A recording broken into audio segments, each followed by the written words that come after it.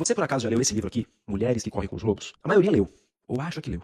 Só que tem uma diferença enorme entre passar os olhos nesse livro e realmente entender o que a Clarissa queria te mostrar. Eu vou mostrar isso na prática agora. Vou pegar um conto que tem dentro dele e vou te mostrar a diferença dos dois tipos de leitura. A leitura turista, ela entende que o Barba Azul, que é um conto que tem dentro do livro, é um conto sobre um homem perigoso. Um homem com uma barba estranha, várias esposas mortas e uma sala que ninguém pode abrir. A mulher mais jovem casa com ele, mesmo com todos os sinais de alerta. Ela recebe as chaves e é avisada para não abrir uma porta específica. E mesmo assim ela abre. E ela descobre um monte de corpo lá dentro e ela quase morre. E a moral óbvia é: não confie em estranhos, não ignore os sinais, não abra o que não deve ser aberto. A leitora turista fecha o livro pensando que entendeu. Achou o conto sombrio, achou a mulher ingênua, talvez até tenha pensado assim: eu não teria feito isso. Só que ela não percebeu que Barba Azul aparece em formas que não tem Barba Azul. Aparece como um relacionamento que você entrou mesmo sentindo que algo estava errado desde o primeiro dia. Como aquela amizade que te diminuía e você continuou porque tinha medo de ficar sozinha. A leitora turista, ela leu a história, mas ela não entrou nela. O que a leitora que lê de forma mais ativa, com mais atenção, entende? Que o Barba Azul não é sobre um homem. É sobre a voz dentro de você que avisou e você ignorou. O verdadeiro tema do conto não é o vilão. É o predador interno. É aquela parte de você que minimiza o que sente, que racionaliza o que incomoda, que faz você entrar no quarto que algo dentro de você gritava para não entrar. Mesmo assim você entra. Pode ser um relacionamento, um trabalho, uma situação que você sabia que estava errada bem antes de começar. E aquela chave ensanguentada é um símbolo que a autora traz que não é punição. O conto não está dizendo assim para você, seja obediente, não é isso.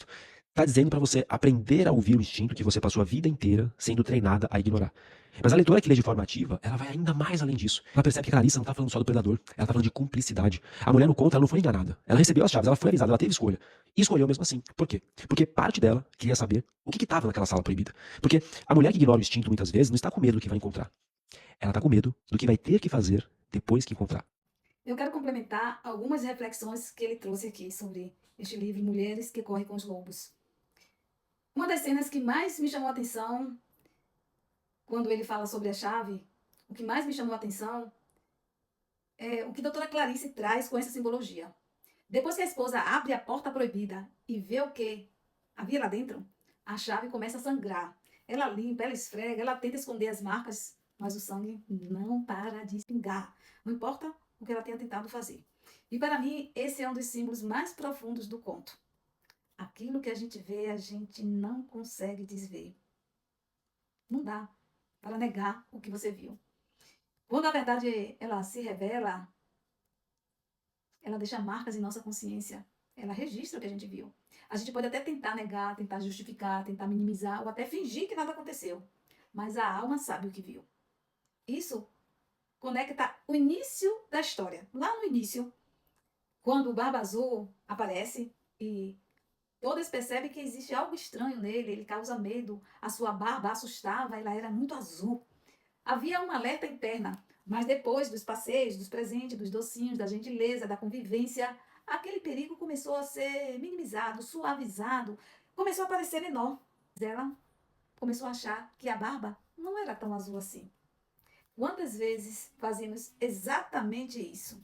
A gente minimiza aquilo que, na verdade, já pareceu muito claro para a gente.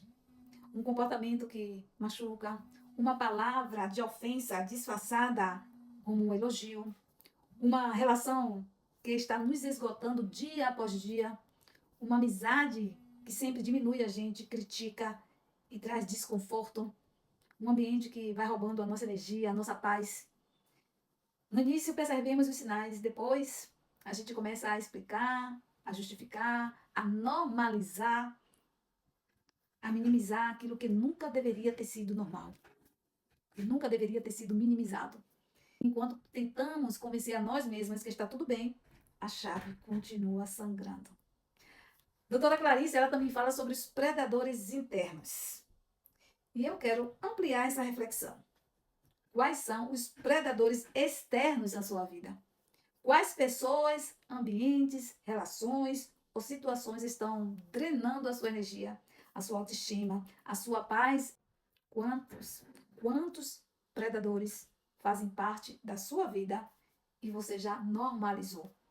Porque todos nós carregamos predadores internos, como medo, culpa, vergonha, autossabotagem, mas também existem predadores externos que precisam ser reconhecidos. Talvez você ainda não reconheceu os predadores que andam rondando a sua vida. O problema é que muitas vezes ficamos tão acostumados com eles que a gente vai deixando de enxergar a barba tão azul. E é exatamente isso que trabalhamos no Grupo Terapêutico Florescer. Cada conto do livro Mulheres que Correm com os Lobos abre uma porta para compreendermos padrões emocionais, crenças, relações e histórias que continuam influenciando nossa vida sem que percebamos. Então, eu quero deixar algumas perguntas para vocês refletirem. Você está tentando estancar um sangue que ainda insiste em aparecer?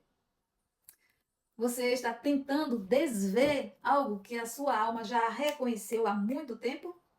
Você abriu a porta, mas ainda não conseguiu aceitar o que encontrou do outro lado?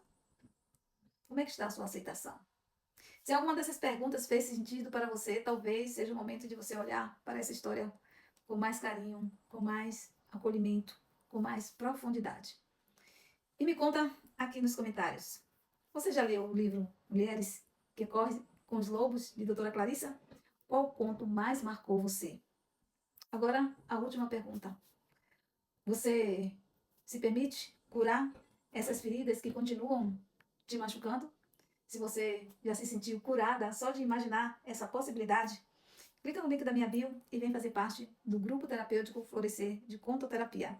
E vamos caminhar juntas nessas descobertas e nesse processo de cura.